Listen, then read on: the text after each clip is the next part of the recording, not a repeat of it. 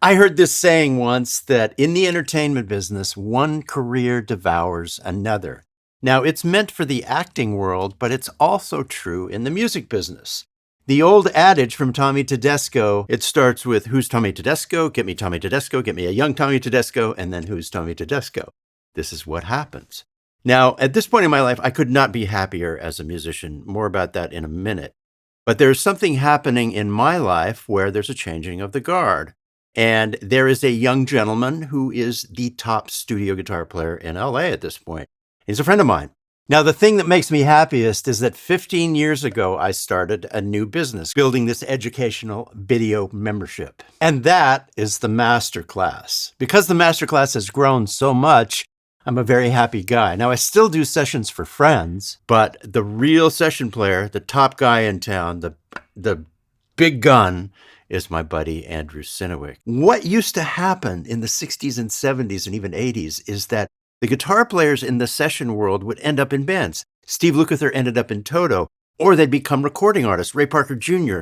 became a singer and recording artist. Reaching way back, Glenn Campbell, same thing. Busy in the studio. He went out of that and became a singer and a songwriter and a personality. And then even instrumental guitar players had careers. Larry Carlton, Robin Ford, Lee Ritenour, Jay Graydon, and Dan Huff both became record producers. Jay wrote some very big songs. So it was typical for guitar players to move on to something else. I've gotten to move on to a teaching business, and I love it more than I ever thought I would. I get to reach people on YouTube, sitting here in this cockpit, and I get to have wonderful people ask me questions, and I get to make videos teaching people. I do live streams in the Masterclass. It's literally a situation where my plan B became plan A. And like I said, I do sessions for friends, but the real session work is moving. And Andrew and some other people in LA are the guys doing that. So when you moved from Miami to LA, were you intent on destroying me in particular, or was there a hit list of guitar players? Oh my God. Was it conscious? Was it subconscious? Jeez. Throwing me under the bus here. No, I reached out to everyone I could through whatever channel I could, thinking if I could just show them how badly I want this and this is my skill set, maybe there'd be an opening. And I even wrote you an email, which you completely ignored, didn't respond to. But that's okay, because it actually, you kind of have to just wait your turn and wait for there to be an opening. Truth. And then just show up and just show people by what you do and how you do it that you should be there and you should get recommended again. And absolutely. There's really not a shortcut. There's no Instagram video that's gonna make your career. You might have 15 seconds of fame, but that's not really what I do anyway. What people know me for is, you can't get that in a 15-second Instagram clip. Hopefully, I like to think.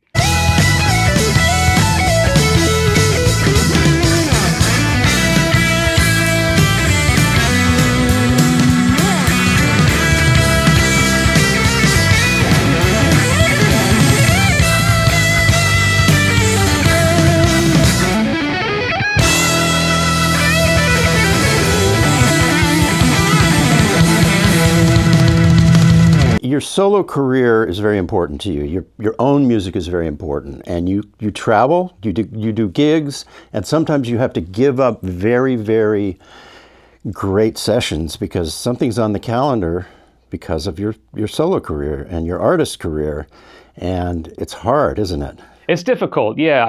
Obviously you can't sub out of your own gigs, so it's kind of like this teeter-totter of session guy over here to artist guy over here. In the beginning, I was sort of afraid to kind of embrace the more artistic side, the writing and the performing and all that kind of stuff, because I thought it would eat into the session guy thing. But in a way, it's actually been the opposite. It's like they kind of inspire each other. And I feel refreshed on either side when I go to the other side. And it just kind of propels this thing. It has almost like self-momentum. I get that. I love your records, especially love the newest one, which we get to play together, some of the songs, in about a month. I'm looking forward to that.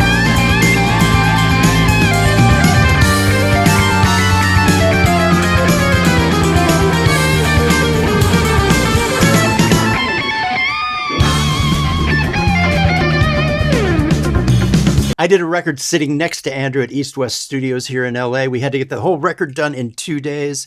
His solution, every time we did a take, he added a new part. So by the time we got our take after 3 passes, there were 3 guitar parts. That was his way of giving them what they needed to finish the project in the moment. I'm looking at how can I help this situation that I'm in right here, right now, in this moment. And in that case, it was like, let's put as much paint on the wall as we possibly can to help this song get across the finish line in the shortest amount of time possible. But that's only one example, you know. So in other words, like, true versatility is not just I can come up with a million parts, you know. That's one thing, one skill set, but the next day might look completely opposite. So this is a West African instrument called an Ngoni, and I had a few composers asked me to track one down, which I finally did. And one of the things I was using it for was this huge video game, I think. Something about wars being fought all over the world. And so they go to various places. And and they like wrote this part for me to play. And it's like literally like practically a dead animal with fishing wire, and they're giving me a hard time about the intonation. Of course. I'm like...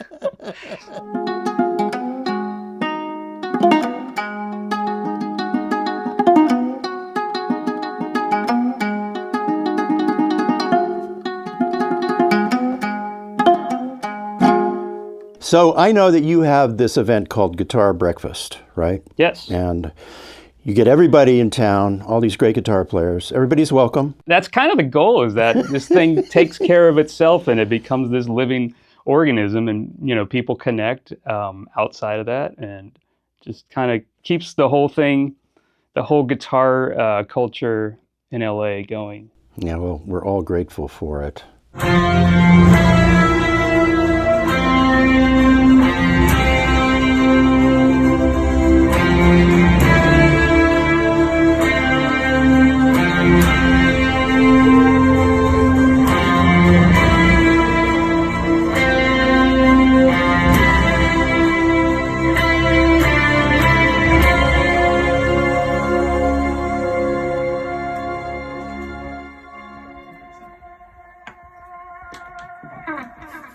Yeah, that was just one of those like lightning in a bottle things where actually the take I was doing that ended up on the film, one of the other people in the room like kind of snuck their camera out right as it was going down. And yeah, I love it when that happens, actually, because you can actually kind of see, I mean, that was literally what was happening. You know, you can hear there's some feedback from the composer at the end of it, and yeah, it's pretty cool. The other cool thing is you were on the Jumbotron, Jesus Christ Superstar. Did you open the show with that? Is that what happened? I opened the show.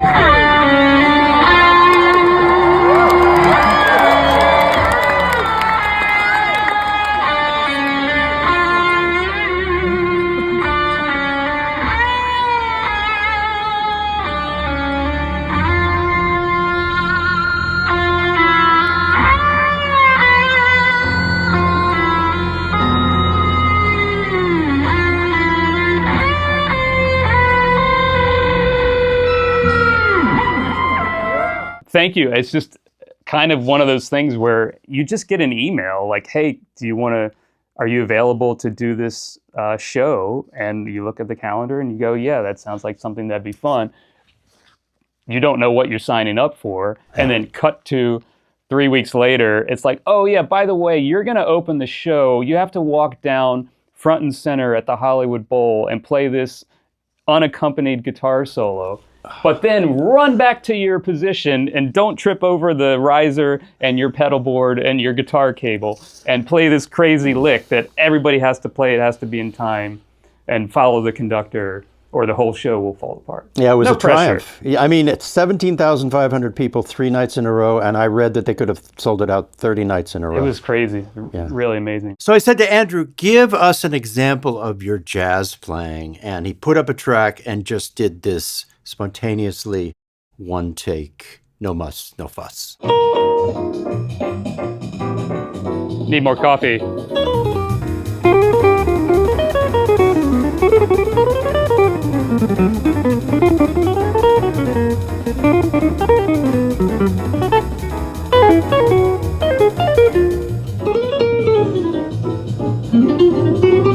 That's probably enough. That was freaking amazing. Okay, let's talk about some of the difficulties you face as a session musician.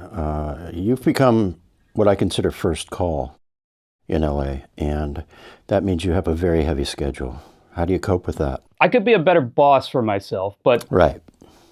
to answer truthfully, how do I cope with that? I usually, when I'm at my kind of peak session guy mode, I get up super early and I practice up here. I have a little routine that I do. I walk my dog, make sure I get a couple miles in. I do yoga and I meditate actually. And usually all of that happens before like 8 in the morning. So then, when the barrage happens, I feel better equipped to face. Are you up at 6? Yeah, at least, yeah. Having said that, like I'm not saying it's the only way to do things, nor is it even the best way to do things. I'm kind of always experimenting with the way to be the best me. Let me put it that way. Yeah. Well, you kind of have to because it is a very intense workload. And how about weekends? How do you keep those clear? You don't keep them all clear, but you keep some of them clear, right? Because you do have to get away. It's just always this moving target where the weekend might be Monday, Tuesday, or Tuesday, Wednesday, Right. or whatever. Yeah. I mean, that's the nice thing about being freelance. You can kind of do your own thing. And do you think that sweep picking is cheating? Sweep picking is cheating? Sweep picking? Is this... It's a gotcha. I'm not gonna answer these gotcha questions. So I know who some of your heroes are, some of your idols. But is there something or someone you saw early on that really inspired you? Oh man, so many. But I saw the very first G3 tour, which was Joe Satriani, Steve Vai, and Eric Johnson. And it just really set the tone for like, here's 3 players that are all completely unique to each other. They each have their own sound. They each write their own music, and in terms of compositions, like instantly recognizable style. And they're just obviously incredible technicians on the instrument, but that kind of fades into the background because their voice on the instrument is just so strong.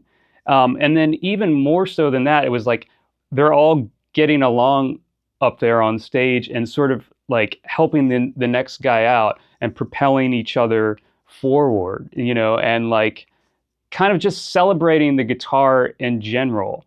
And to me, that really set the tone for like how I wanted to be almost in the world, as much as on the guitar. Andrew and I have a good friend named Rob Page who hand builds guitars and basses. Contact Rob below directly. I'll leave a link. This is a bass he built for me, and he built Andrew a new guitar. It's killer. Oh my God. It looks like Starry Night or something. Yeah. Cool. Van Gogh, me and Van Gogh. Yeah. Beauty. Wow, it's really light. Yeah. It's really comfy. It's sort of my take on what a Strat would be without a middle pickup. What pickups? Those are an Area 58 Mm-hmm. Marzio, and this is what they call the chopper. It's their, raging, loud, blade pickup.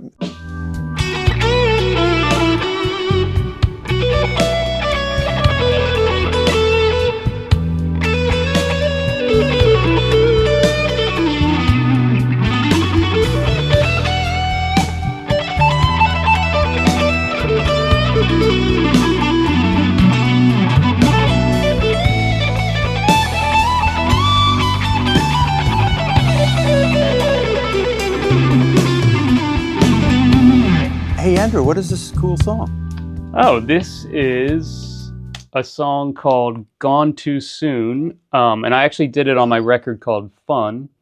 And I like that version, but when we toured it, after playing it night after night after night, it really evolved into this kind of new thing.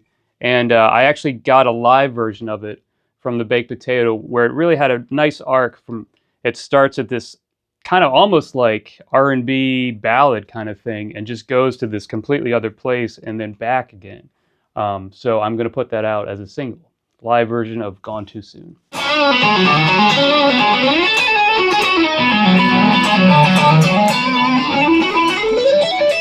is fun. I get to engineer.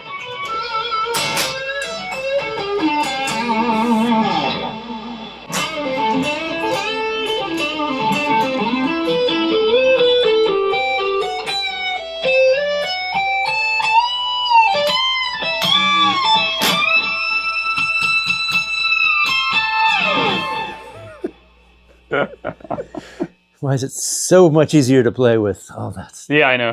The goop is fun. Yeah.